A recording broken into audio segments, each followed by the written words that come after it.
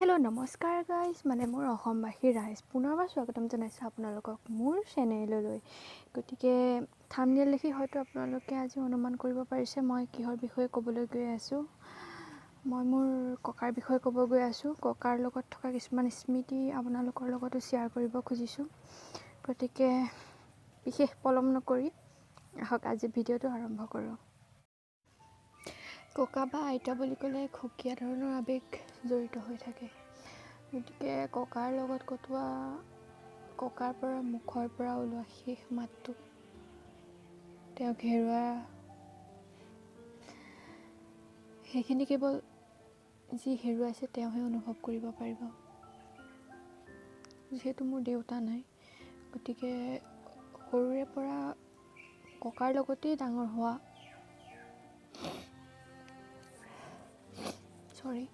সৰুৰে পৰা ককাৰ লগতেই ডাঙৰ হৈছোঁ। দেউতা ঢুকুৱা আজি 9 বছৰ হ'ল।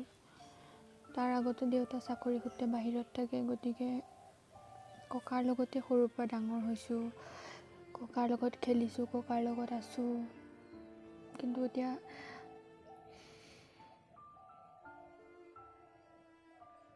শেষবাৰৰ বাবে তেওঁৰ লগত এটা ভিডিঅ' কৰিব পাইছিলোঁ। আহকচোন আপোনালোককো দেখুৱাওঁ।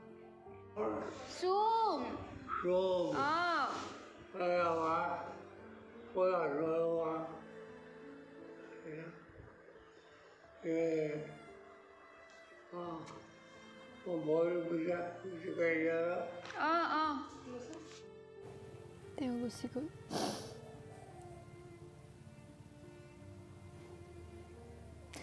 যিহেতু দেউতা নাই, গতিকে সকলোবোৰ কাম বৰদেউতাই কৰিলে।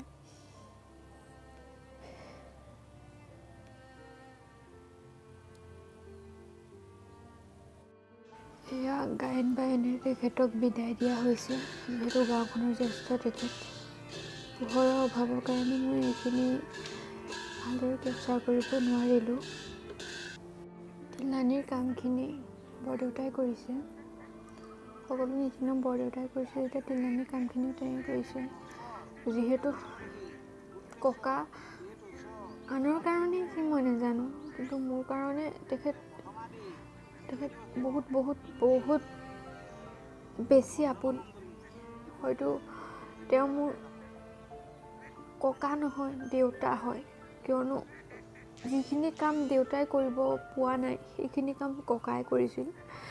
গতিকে তেওঁ আত্মাৰ শান্তিৰ কাৰণেতো মই যিকোনো কাম কৰিব পাৰোঁ। গতিকে গ'লোঁ, তিলানীৰ কামখিনি হ'ল। বৰদেউতাই ভালদৰে সকলোখিনি কাম কৰিলে। এয়া দহাৰ দিনা আমাক দেৱে শান্তিয়নি দিছে সকলোকে। শৰা চিত কৰি শান্তিয়নি দিব। যিহেতু ককা আমাৰ ঘৰত ঢুকাইছে, গতিকে সকলো কাম আমাৰ ঘৰতেই হৈছে। পৰিয়ালৰ সকলো লোক আহিবলৈ নাপালে, কেইজনমান লোক আহিলে। যিকেইজন হয়তো তেওঁলোকে ঘৰত চোৱা খেদি আছিলে। যিহেতু কামখিনি সোনকালে নকৰিলে পাছত সকামটো দেৰি হৈ যাব, গতিকে সোনকালে কৰিলে। ইয়াক কাজৰ কিছুমান দৃশ্য দেৱে কৰিছে ককাৰ নামত, ককাৰ শান্তিৰ বাবে।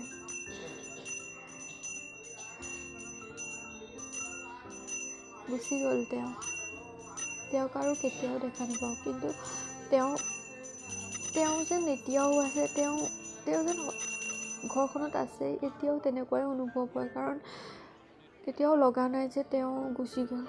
এয়া ৰাইজৰ ফালৰ পৰা তেওঁক, যিহেতু ৰাইজৰ সকলোতকৈ জ্যেষ্ঠ আছিল তেওঁ, গাঁওখনৰ ভিতৰত জ্যেষ্ঠ আছিল আৰু আমাৰ গাঁৱৰ নামঘৰটো তেওঁৱে প্ৰতিষ্ঠা কৰা। গতিকে ৰাইজে গায়ন বায়নেৰে তেওঁক শ্ৰদ্ধাঞ্জলি জ্ঞাপন কৰিছে আৰু তেওঁৰ নামত এইখিনি গাঁৱৰ বয়োজ্যেষ্ঠজন ঢুকালে হয়তো এনেকুৱা কৰে। মই এইখিনি ফাৰ্ষ্ট দেখিছোঁ, যিহেতু ককা এনেকুৱা হলতহে দেখিছোঁ।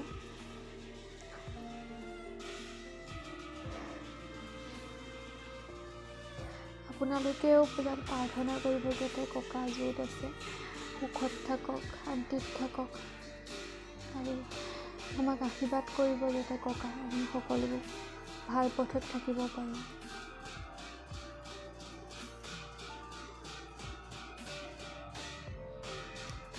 ভিডিঅ'টো যথেষ্টখিনি দীঘল হৈ গ'ল, কিয়নো তেখেতৰ স্মৃতি বুলিবলৈ যিখিনি আছিলে সকলোখিনি দিব চেষ্টা কৰিছোঁ, আৰু আছিল কিন্তু সেইখিনি দিব হয়তো নোৱাৰিম।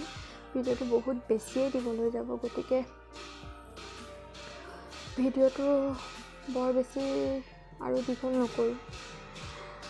আজিলৈ ইমানতে সামৰিছোঁ। যদিহে ভিডিঅ'টো চাই আপোনালোকে ভাল পালে তেন্তে লাইক, কমেণ্ট, শ্বেয়াৰ আৰু চেনেলটো ছাবস্ক্ৰাইব কৰি দিবলৈ নাপাহৰিব। ধন্যবাদ।